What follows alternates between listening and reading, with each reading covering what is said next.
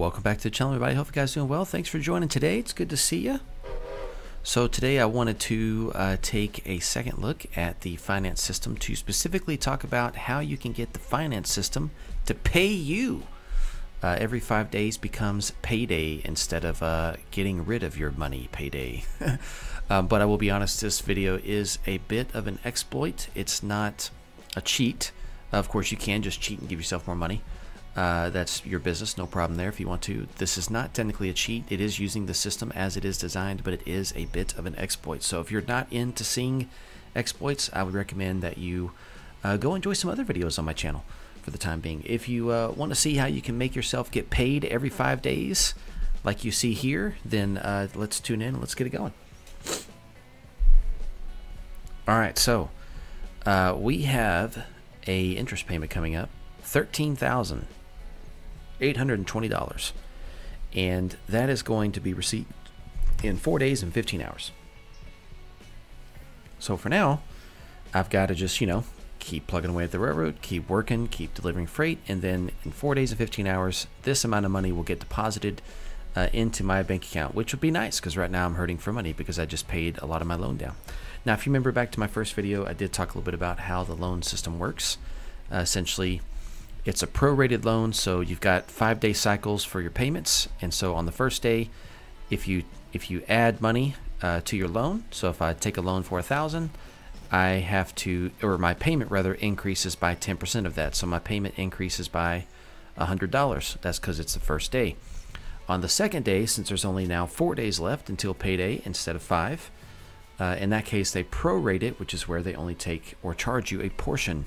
So on the second day, when it says 3 days and some hours, then every time you take $1,000, this would increase by $80, and then so on and so forth until you get to the last day, which is when this says less than 24 hours.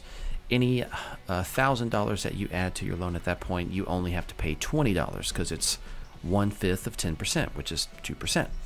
Now, the trick, of course, is increasing your loan on the last day so that every $1,000 you add, you only increase your payment by 20 bucks, and then paying your loan down on the first day, like today. So I had a loan that was in the 30s or 40s. No, it was over 100,000. Yeah, because I wanted to kind of go all extreme for the sake of this video. I don't normally do this, but I did it this time. So my loan was sitting over 100. It was, I guess, at 112,000, and paid down as much as I could until, of course, I can't pay it down anymore. And since I'm paying it down on the first day, I get $100 knocked off this payment every time that I pay it down, which is fantastic. And the reason there's parentheses around it is because this means it's essentially negative.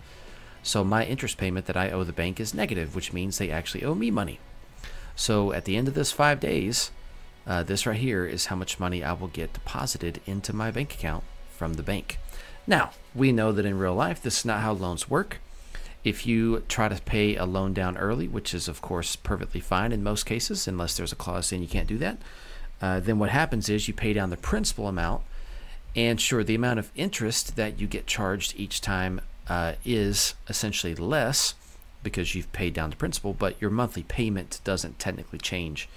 The overwhelming majority of loans that people take have fixed monthly payments. This, of course, has a variable payment, and so that's a very different loan. Now, back in this day, variable payment loans were much more common, so this isn't really out of context. But obviously, we didn't make, or the developer, sorry, didn't make Railroader to be a game of finance. And I don't blame them because that's not the focus. However, this is a very nice opportunity to essentially get yourself that extra little payday. It's useful early on. The challenge, of course, early on is it causes you to go 4 days at a time without really doing a lot of investment in your equipment because you're trying to hold off to increase your loan on that 5th day. So it does have some consequences. You do have to decide, what balance you want to strike between increasing your loan or increasing your equipment on the railroad. So, but for those of you guys who like to get paid extra money but don't like to cheat, this is a good way to go ahead and do just that. It is using the mechanics the way the game is designed. Now, I am hoping that in the future this gets a little bit of a revamp, but I know it is not at all the focus, and so it's not going to hurt my feelings if this never gets any sort of revamp. But for the time being, I'm going to enjoy collecting this $13,800 payment here in a few days. That's almost enough for signals for 2 sections of the line. That's a good chunk of money. But definitely a little something different. We'll call it Finance 2.0. It's definitely an exploit. So definitely only do this if you want to benefit from the exploit. If you don't like exploits, don't sweat it. Don't do it. Just keep doing your thing. For me, I wanted to do it once just to make sure that it would actually work. It does actually work.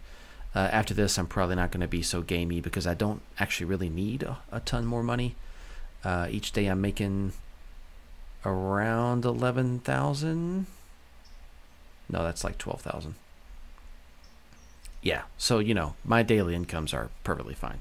And right now I only have Whittier to Appalachia. So this is a different railroad than the SAE. This is the Silva and Tuckasegee Valley.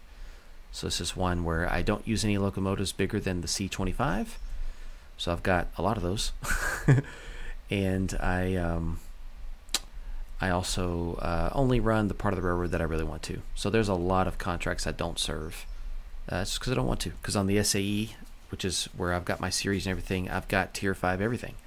And that's a ton of work. So this kind of lets me have a little more casual, less strenuous gameplay where I don't have to coordinate so much. All right, well, I think as far as finance, I think that's it. The only thing I haven't checked yet is if you get your loan down to 0, this will probably go away, I would assume. I may be wrong on that, but I would assume that if you get your loan down to 0 and you completely pay everything off, that this will no longer happen. So if you want to check that later, I would recommend saving first, because if it does, in fact, pay down to 0 and then you just try to take a loan to get all that back, I think you won't get this. I think it'll go away. Like this would go to 0, and then if I loan 1,000, it'll now have a payment of 100. So if you want to keep this exploit, then do a save and make sure you don't pay this down to 0, at least until after your save, so you can check, because if that goes away, it's probably gone, and that was several days of work. So anyways, I'm going to go ahead and get back to it. We've got some trains to run. Let's see, we've got Robinson Gap needs to go. With these little C25s, you got to run 2 of those for that. Not to get there, but to get back. Getting back is tough. We've got a train to Bryson, and everything else here stays in Whittier. So I'm thinking I might go ahead and open up Silva soon, but just for passengers. That'll give me 3 more stations, which is nice. For this railroad, I'm definitely not opening up this area. I'm going to do that on the SAE, but not on the S&TV. But now, if you ever watch any streams or videos from the SAE and you see a reporting mark S&TV, you know that came from this guy right here. All right, guys, I'll leave you there. Enjoy it. Thanks for being the Best Part channel, and I'll catch you guys next time.